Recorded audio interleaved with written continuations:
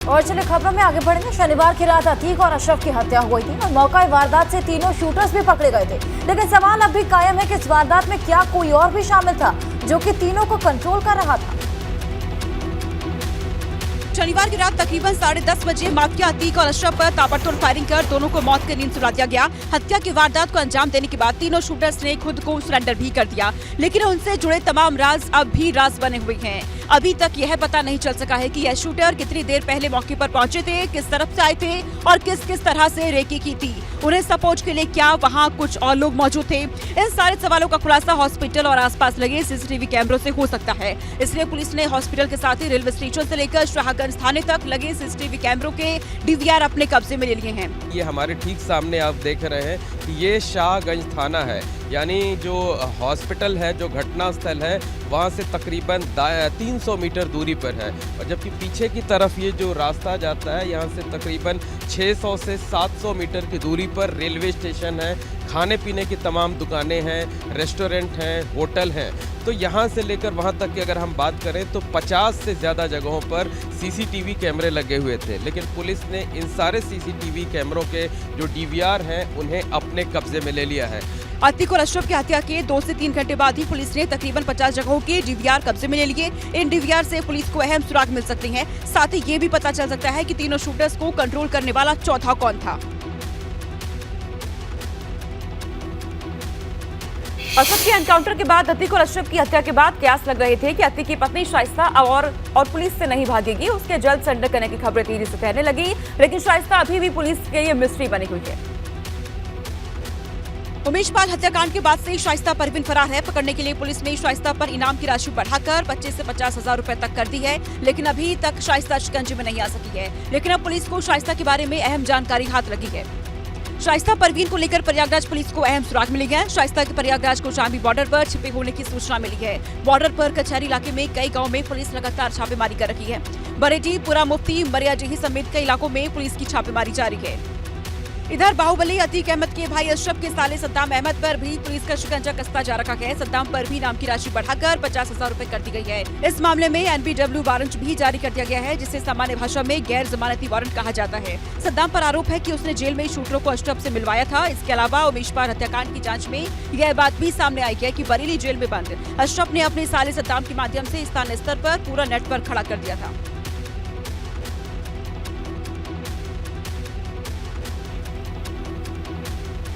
CM योगी ने एक बार फिर यूपी में बेहतर कानून व्यवस्था की गारंटी का दावा किया और माफियागिरी को मिट्टी में मिलाए जाने पर बड़ा बयान दिया। मौका था लखनऊ और हरदोई के बीच बनने वाले मेगा टेक्सटाइल पार्क के लिए केंद्र और यूपी सरकार के बीच MOU साइन होने का। इस कार्यक्रम में केंद्रीय मंत्री पीयूष गोयल समेत अन्य मंत्री और नेता मौजूद थे। इस मौके पर मंच से सीएम योगी ने हल्की सी मुस्कुराहट के साथ कहा कि पहले माफिया प्रदेश के लिए संकट थे, लेकिन मौजूदा स्थिति में वही संकट में है। दरअसल 2 दिन पहले ही प्रयागराज में माफिया अतीक अहमद और उसके भाई अशरफ की गोली मारकर हत्या कर दी गई थी। जो पहले उत्तर प्रदेश के पहचान के लिए संकट थे, आज स्वयं आप देख रहे होंगे कि उनके लिए स्वयं संकट बढ़ता जा रहा है। सीएम योगी ने प्रदेश के अच्छे माहौल और चुस्त कानून व्यवस्था का हवाला देते हुए ये भी दावा किया कि 2017 से लेकर 2023 तक यूपी में न तो एक भी दंगा हुआ और न ही एक बार भी कर्फ्यू लगाने की नौबत आई। 2012 से 17 के बीच में 700 से अधिक दंगे उत्तर प्रदेश में हुए थे। 2007 से 2012 के बीच में 364 से अधिक दंगे यूपी में हुए थे। लेकिन 2017 से लेकर 2023 में एक भी दंगा यूपी में नहीं हुआ। एक भी बार कर्फ्यू यूपी में नहीं लगा। प्रयागराज में माफिया अतीक अहमद और अशरफ की सरेआम 15 अप्रैल की रात 10:30 बजे हत्या हुई थी। 3 हमलावरों ने दोनों भाइयों को मौत के घाट उतार दिया था। इसके 3 दिनों बाद सीएम योगी आदित्यनाथ का पहला बयान सामने आया। निकाय चुनाव में सपा और आरएलडी गठबंधन में टिकट को लेकर तकरार इतनी बढ़ गई है कि गठबंधन के भविष्य को लेकर सवाल खड़े होने लगे हैं। पश्चिमी यूपी में आरएलडी ने जिन सीटों पर प्रत्याशी उतारे, उनमें कई सीटों पर अखिलेश यादव ने अपने प्रत्याशी उतारकर जयंत चौधरी को सीधी चुनौती दे डाली। मेरठ से शुरू हुई तकरार पश्चिम की कई सीटों पर पहुंची तो गठबंधन में दरार पड़नी शुरू हो गई। नौबत यहां तक आ गई कि अब आरएलडी इतने गुस्से में है कि मेरठ महापौर सीट पर सपा प्रत्याशी सीमा प्रधान के सामने आरएलडी ने प्रत्याशी उतारने का ऐलान कर सपा को चुनौती दे दी है। मेरठ जैसी सीट पर राष्ट्रीय लोकदल का हक बनता है। और उन्होंने ज़रूरत भी नहीं समझे, एक हफ्ता पहले सीट डिक्लेयर कर दी। कार्यकर्ताओं में गुस्सा है और कार्यकर्ता हैं जरूर लड़ेंगे। दरअसल यूपी में 17 नगर निगम है और एक भी सीट आरएलडी को न मिलने से आरएलडी कार्यकर्ता खुद को ठगा महसूस कर रहे हैं। हालांकि सपा ने बागपत और बड़ौत नगर पालिका पर आरएलडी के समर्थन की बात कहकर डैमेज कंट्रोल करने की कोशिश की है, लेकिन बात बनती नहीं दिख रही क्योंकि आरएलडी आर पार की लड़ाई के मूड में दिख रही है।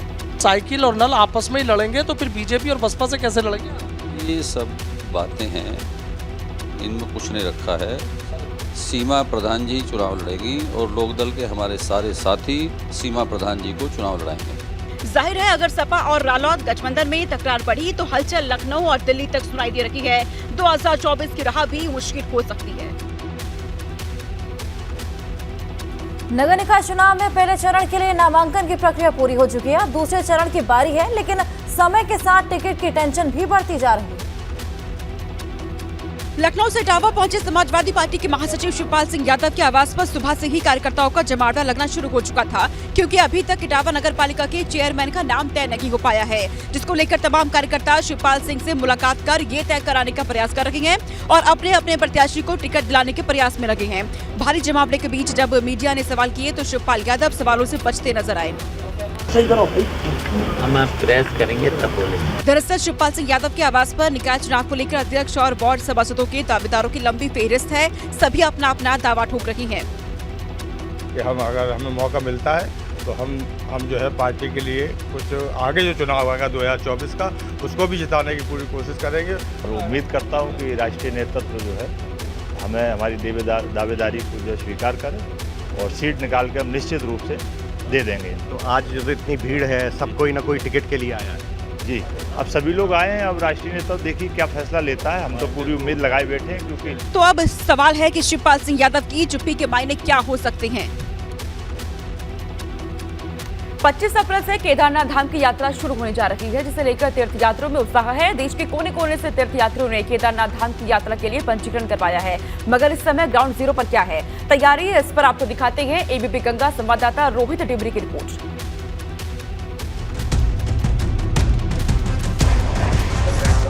गर्म पानी आ रहे हैं।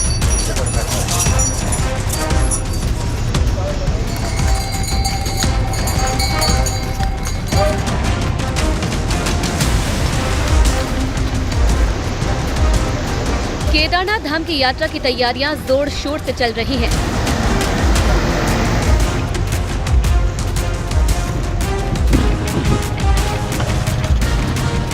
पच्चीस अप्रैल को केदारनाथ धाम के कपाट खुलेंगे, लिहाजा तैयारियां आखिरी चरण में हैं।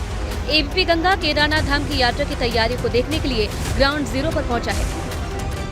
आगामी 25 अप्रैल से बाबा केदारनाथ की यात्रा शुरू होने जा रही है और यात्रा के कह सकते हैं कि यात्रा की तैयारियों को लेकर जो स्थानीय लोग हैं, जो नेपाली मूल के लोग हैं, सभी तैयारियों में जुटे हुए हैं। इस समय हम मौजूद हैं गौरीकुंड पड़ाव में और यह केदारनाथ यात्रा का अंतिम पड़ाव है। यहाँ से केदारनाथ की यात्रा शुरू होती है। 18 किलोमीटर का जो पैदल पड़ाव है, घोड़े खच्चर के माध्यम से, डंडी गड्डी के माध्यम से, इसके अलावा अन्य व्यवस्थाओं के साथ तीर्थयात्री यहाँ से केदारनाथ धाम के लिए निकलते हैं। आप देख सकते हैं कि इस समय यहाँ पर यात्रा तैयारी को लेकर जो गौरीकुंड के लोग हैं वह तैयारियों में जुटे हुए हैं। जगह जगह जो लोग हैं वह व्यवस्थाएं करने में जुटे हुए हैं। किस प्रकार से जो तीर्थयात्री यहाँ पे पहुंचे उनके लिए व्यवस्थाएं जुटाई जाए, रहने खाने से अलावा अन्य व्यवस्थाएं जो उनके लिए की जाए।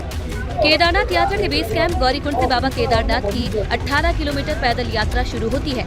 यहाँ से तीर्थयात्री घोड़े खच्चर, डंडी कंडी और पालकी और पैदल केदारनाथ धाम की यात्रा करते हैं। केदारनाथ की यात्रा गौरीकुंड से घोड़ा पड़ाव से शुरू होती है, जिसके जरिए यहाँ से यात्री घोड़े खच्चर घोड़े खच्चर की मदद से अपनी यात्रा शुरू कर सकते हैं। यहाँ पे आप देख सकते हैं, यहाँ पे एक प्रीपेड काउंटर बना हुआ है। इस प्रीपेड काउंटर के जरिए यहाँ पे एक पर्ची कटती है घोड़े खच्चर संचालकों को, जिसके जरिए वे आगे पहुँचते हैं केदारनाथ धाम के लिए। आप देख सकते हैं यहाँ पे एक प्रीपेड काउंटर बनाया गया प्रशासन की ओर से। गौरीकुंड को मिनी नेपाल के नाम से भी जाना जाता है। इस स्थान पर ज्यादातर संख्या में होटल व्यवसाय में नेपाल मूल के लोग हैं, जो काफी समय से घोड़ा खच्चर, डंडी कंडी और पालकी का व्यवसाय करते हैं। केदारनाथ यात्रा पड़ाव में इस बार घोड़े खच्चरों के लिए गर्म पानी की व्यवस्था की गई है। पिछले वर्ष की बात करें तो पिछले वर्ष काफी घोड़े खच्चरों की करीबन 350 के करीब घोड़े खच्चरों की अकारण मौत हो चुकी थी इस यात्रा के सीजन के दौरान। उस यात्रा के सीजन के दौरान इसके बाद प्रशासन की ओर से यह निर्णय लिया गया कि जो भी घोड़े खच्चर संचालित होंगे उनके लिए गर्म पानी की व्यवस्था की जाएगी। तो इस समय आप देख सकते हैं कि हम जंगल चट्टी में हैं। गौरीकुंड से 4 किलोमीटर की दूरी पर यह जंगल चट्टी पड़ता है और यहाँ पर करीबन गीजर यहाँ पे लगाया गया है, गर्म पानी की व्यवस्था यहाँ पे की गई है। इस तरह यात्रा की तैयारियां तेजी से चल रही हैं। हालांकि यात्रा पैदल मार्ग भी अभी भी कई जगह खतरनाक बना हुआ है। गौरीकुंड केदारनाथ पैदल मार्ग पर रामबाण से कुछ ही दूरी पर आप देख सकते हैं कि यहाँ पर जो लोक निर्माण विभाग से जो यहाँ पर DDMA काम कर रहा है केदारनाथ पैदल मार्ग पर, उसने यहाँ पर पुलिया का नहीं किया है, जिस कारण जो है कह सकते हैं कि बरसात में यहाँ पे तीर्थयात्रियों को भारी दिक्कतों का सामना करना पड़ सकता है। यहाँ पत्थरों से जो मलबा यहाँ पे जमा है, बरसात में जो मलबा आया है, जिससे पुलिया धसी है, पुलिया ढह गई है। पैदल मार्ग को बरसात के सीजन के दौरान काफी नुकसान पहुंचा था और साथ ही बर्फबारी के मौसम में रेन शेल्टर भी क्षतिग्रस्त हो गए थे। यात्रा शुरू होने से पहले ये सभी काम पूरे करने होंगे। कहीं जगह पर रेन शेल्टर बने थे, लेकिन अभी तक कहीं पर भी रेन शेल्टर नहीं बन पाए हैं। आप देख सकते हैं कि अभी भी इस जगह पर रेन शेल्टर बनना था। एक सप्ताह की यात्रा से कह सकते हैं एक सप्ताह बाद यात्रा शुरू होनी है। अभी तक यहाँ पे निर्माण कार्य जो है हो नहीं पाए हैं और जगह जगह ऐसी एक जगह नहीं है। 18 किलोमीटर का जो पैदल मार्ग का दायरा है, तो जगह जगह ऐसे कहीं स्थान है जहाँ पर रेन शेल्टर लगाए जाने से पहले, लेकिन अभी तक रेन शेल्टर नहीं लगाए गए हैं। पैदल मार्ग पर लिंगचोली से आगे कई जगह अभी भी बड़े बड़े ग्लेशियर जमे हुए हैं। इनके बीच से काटकर रास्ता तैयार किया गया है।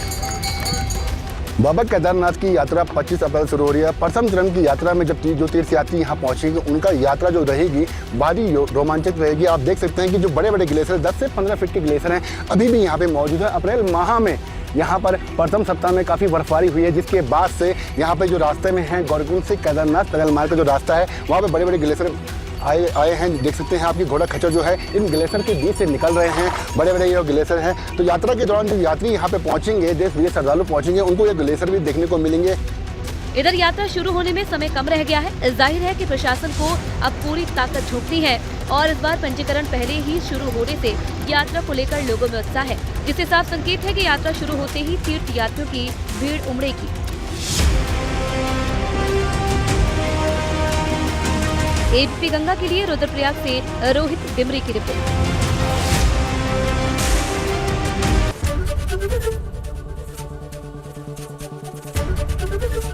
एबीपी गंगा, खबर आपकी, जुबान आपकी।